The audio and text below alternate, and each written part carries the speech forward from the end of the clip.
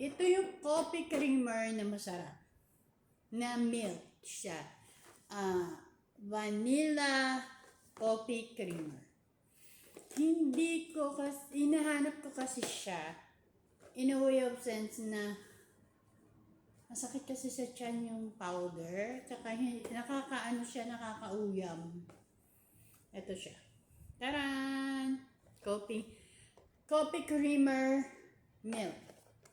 Tapos meron tayong Lipton Tea Jasmine. Jasmine ba ito? Oh, just a little smile. Sakura pala. Sakura. Hindi pala Jasmine. Sorry, wrong. Sakura. Lipton Tea Sakura. Masarap siya. At saka pag busog ka na at nauuyam ka na, magtika na Sakura. Lipton Tea Sakura. Masarap siya.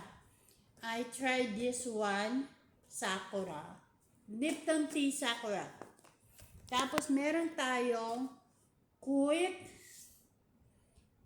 Coffee Max. Quick Coffee Max. Natikman ko na siya. Pwede na. Kasi yung lasa niya is not matamis, hindi rin creamy, pero okay lang sa akin. And this is Quick Coffee Max. Masarap siya. And I like it. Na masarap siya. Yun siya. And meron tayong Nescafe Gold. Wow. English. Nescafe Gold. Yan. Ayan siya. At itong kapeng to, masarap din to eh. 5 servings to 50.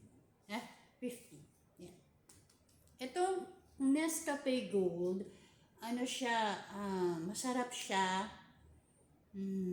Hindi siya matapang, hindi rin siya mapait. It's just natural lang. Ang Nescafe Gold. Tapos meron din tayong Swiss Miss.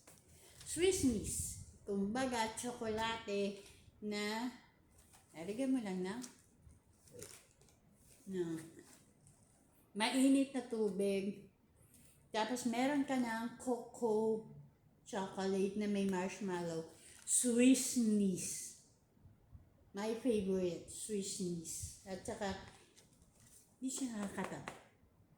Promise. Pero matamis siya. Swiss Miss. That's it, guys. Bye! See you!